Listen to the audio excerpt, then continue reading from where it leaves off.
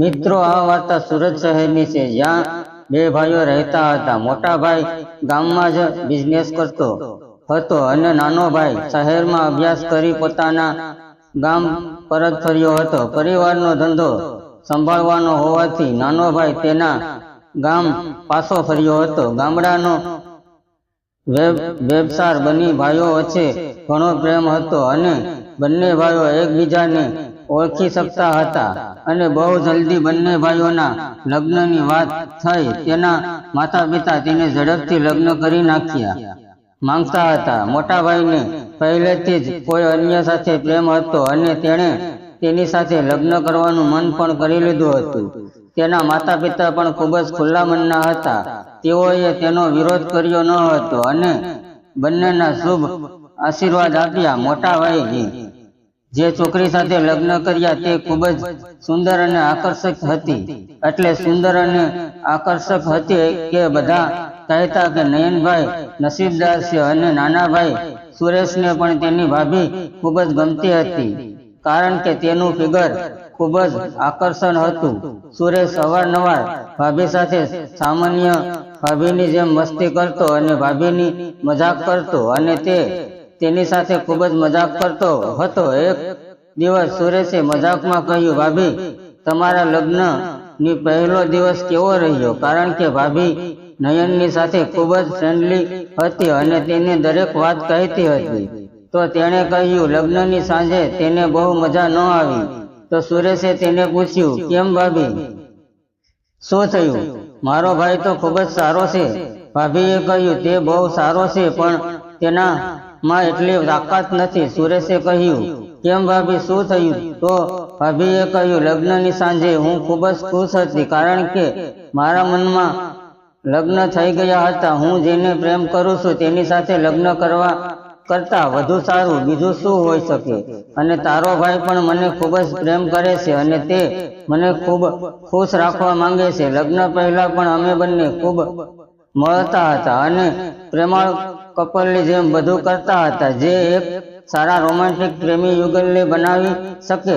પરંતુ તમારા ભાઈએ મારી સાથે ક્યારેય અલગ કર્યું નથી. જો મેં પૂછ્યું હોત કે સામાન્ય છોકરાઓ આટલા ઉત્સુક કેમ હોય છે, પણ તમારી પાસે આટલી ધીરજ કેવી રીતે છે? તો નયન કહેતો કે મારી પાસે ઘણી ધીરજ છે અને લગ્ન પછી આ બધું સારી રીતે કરીશું. પરંતુ જ્યારે લગ્નની ઘડી આવી અને હું ખૂબ જ ખુશ હતી અને મેં કહ્યું, હવે આપણે કંઈ પણ કરી શકીએ છીએ. અને તારો ભાઈ પણ કુતૂહલથી ભરેલો હતો અને પછી અમે બંને વાતો કરવા લાગ્યા અને તે આનંદ કરવા લાગ્યો. અમે બંનેએ એકબીજાને ખૂબ વાતો કરી અને ગળે લગાડ્યું, જાણે અમે એક શરીર અને એક આત્મા છીએ. અને પછી તમારા ભાઈએ મારી સાથે તહેવાર ઉજવવાનું શરૂ કર્યું, પણ ભાગ્યે જ 1 મિનિટ વીતી ગઈ હતી અને તારો ભાઈ ઠંડો પડી ગયો. સુરેશે પૂછ્યું, આવું કેમ થયું? શું તે પેટમાં દુખે છે? ભાભીએ કહ્યું, ના, તેનું પેટ ખરાબ નહોતું થયું, પણ ખબર નહીં કેમ તેની અચાનક ઠંડ પડી ગઈ. તેનો બધો ઉત્સાહ જતો રહ્યો. પછી બીજે દિવસે મેં ભાઈ સાથે ખાનગીમાં વાત કરી અને કહ્યું, ભાઈ, લગ્નની રાત્રે શું થયું? મજા ન આવી? ભાઈએ મને કહ્યું, અરે મિત્ર, હું વાત રાખવા જતો હતો ત્યાં જ મને પાણી આવી ગયું. મેં કહ્યું, કોઈ વાંધો નહીં ભાઈ, ફરી પ્રયાસ કરજો. પણ ભાઈ બોલ્યા, અરે તું સમજતો નથી, મને બીજી સમસ્યા છે. આ સાંભળીને મારા પગ નીચેથી જમીન સરકી ગઈ અને મને ખૂબ જ આશ્ચર્ય થયું. આનો અર્થ એ થયો કે ભાઈ ભાભીને આનંદ આપી શક્યા ન હતા. ભાભીને જોઈતો સંતોષ પણ તે આપી શક્યા ન હતો. આ જ કારણથી ભાભી ઘણીવાર મારી સાથે મજાક કરતી, જે સાંભળવામાં મને મજા આવતી. ખરેખર નયનનો નાનો ભાઈ સુરેશ તેના ભાઈને ખૂબ જ પ્રેમ કરતો હતો, પણ ભાભી આટલી આકર્ષક હોય ત્યારે આ સોનેરી તક કોણ પસાર કરી શકે? નાના ભાઈએ મોટા ભાઈને કહ્યું, કોઈ વાંધો નહીં ભાઈ, આ બધું હંમેશા થાય છે. આ ફક્ત એક રોગ છે અને આપણે તેનો કોઈ ઈલાજ શોધી કાઢીશું. ત્યાં સુધી તમારે તમારી સારવાર માટે ક્યાંક બહાર જવું જોઈએ. ભૈયાની સુરેશમાં ઘણો વિશ્વાસ હતો અને તે તેની સારવાર માટે બહાર જવા સહમત થયા.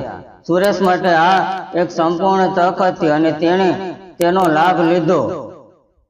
જ્યારે ભાઈ બહાર ગયા હતા અને તેને સંપૂર્ણ સંતોષ હતો કે તે પાછો નહીં આવે અને પોતાની સારવાર કરાવીને જ ઘરે પરત ફરશે, પછી સુરેશે તેની ભાભી પર ધ્યાન આપ્યું અને તેની સાથે વાત કરવા લાગ્યો. સુરેશે તેને કહ્યું, હું જાણું છું ભાઈ તમને સંતોષ આપી શકતા નથી કારણ કે તેમને સમસ્યા છે. ભાભી ખૂબ જ નિર્દોષ હતી અને તે ડરી ગઈ.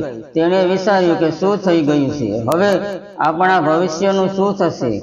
સુરેશે કહ્યું, ડરવાની કોઈ વાત નથી. ભાઈને આ સમસ્યા દૂર થઈ શકે છે અને તે તેની સારવાર કરાવીને જલ્દી ઘરે આવી જશે. સુરેશે કહ્યું, ભાભી હું તમને ખૂબ જ પસંદ કરું છું. પહેલા તો ભાભીએ તાણ બતાવીને કહ્યું, તમે શું બોલો છો?